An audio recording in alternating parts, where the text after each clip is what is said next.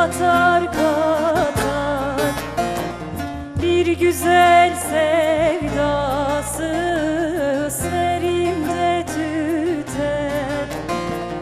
Bu ayrılık bana zulümden beter. Geçti dost kervanı, eyleme beni, eyleme beni.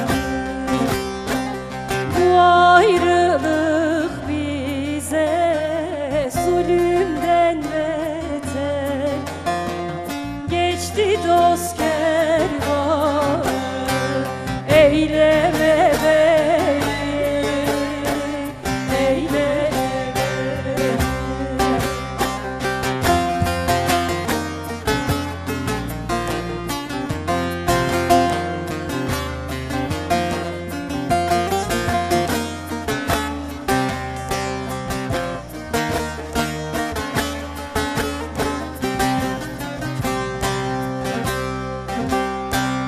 Şu benim sevdiğim başta oturur,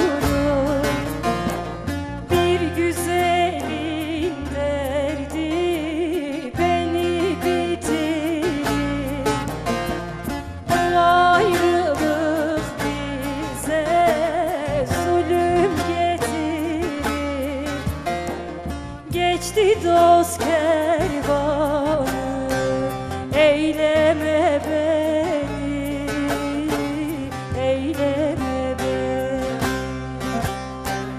Bu ayrılık bize zulüm getirir. Geçti dost kervanı, eyleme beni, eyleme beni.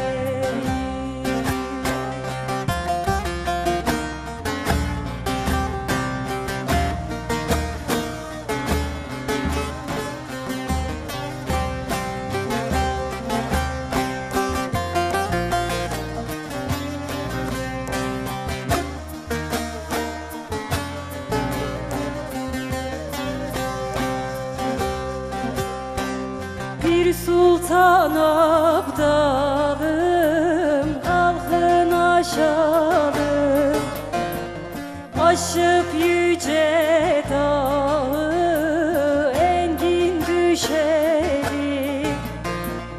Çok nimetin yedim, helallaşalım.